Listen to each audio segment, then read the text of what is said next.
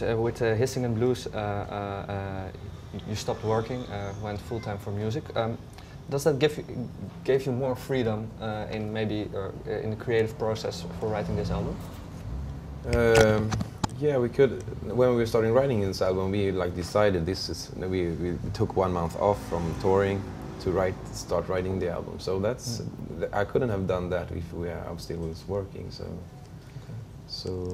absolutely. But sometimes when you are working on your own, you can get a bit lazy sometimes too. You have to be disciplined. Yeah. How do you avoid that, the laziness? Maybe? I haven't figured that out yet. Yeah. Maybe it can still come. Yeah. Yeah. Something that I also read, I don't know if you can tell anything about it, but Ricard said in an older interview that during Hissing and Blues, it was a very dark period. I don't know if that's just for him or also for you. Okay, do you know why? Or? Yeah, he didn't feel that good when he wrote that lyrics for that song, Hissing and Blues, and I guess it's about depression and stuff like that. Back then, could you help him with overcoming that, or how did it went? How does such a thing goes in a band? I think his way of helping himself is writing about it. It's therapy for me. Does that also work for you? Or? I'm not writing that much lyric anymore. Okay. I think the other guys are so much better than me doing that.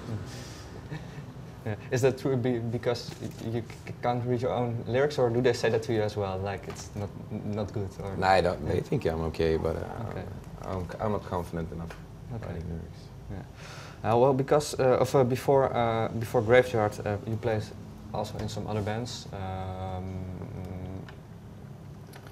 How serious were they? Not serious at all, I would say. The band right before Graveyard was called Albatros, and it was just for fun, and we didn't think about that was going to take us anywhere. It was just a jam band. We were hanging out. We started out hanging out on Sundays just to have something to do. Escaping the daytime job, maybe also. Maybe, yeah. And then maybe it got more serious after a while, and then when you realized that it's not going to happen, like it's not good enough. And that was one reason why we broke up, I guess. What's the biggest difference with that band, sound-wise, and Graveyard? It's a lot different, I think, sound-wise. The biggest difference is that we didn't really have tunes in that way. There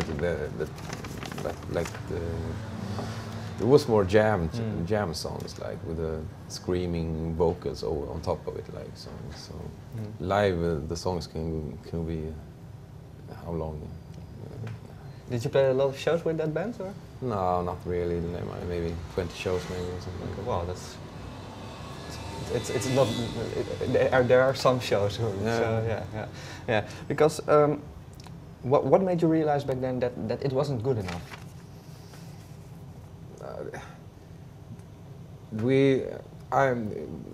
I started out as a singer when I got really get a little bit more serious about music, and then in that band I only played guitar, and it's never been my best instrument, I must say. My best instrument is my voice, I guess. And also the bass player in Graveyard, he played guitar, and he just started playing guitar when he joined that band. So I think we wanted to go back to our main instruments, and also have a more straightforward sound rock that could appeal more people, I guess. Did it maybe broaden your horizon back then? What? Did it broaden your horizon maybe back then? Like, well, this is maybe not what we like to do, but now we have experienced it. Maybe, yeah. I learned a lot. I learned a lot playing guitar from that. We can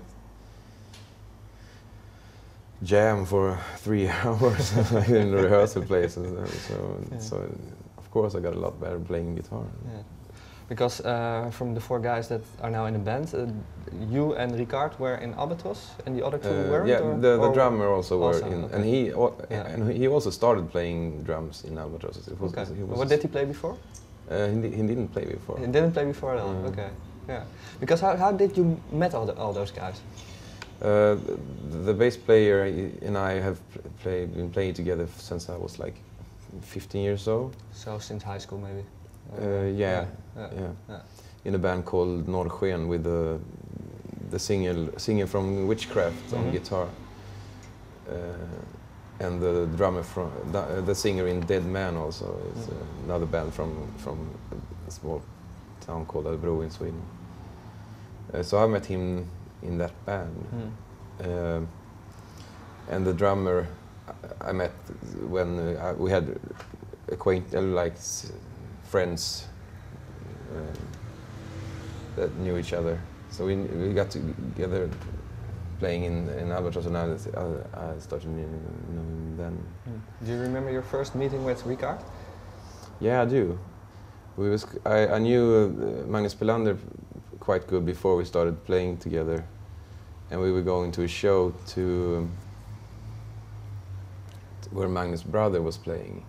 He played drums, and I met him. He was a weird-looking guy, I remember. And Magnus has told me he was thinking about him playing bass in a band, and me singing. So it was the first time, and then we started looking for a drummer, and found in that band Norrsken.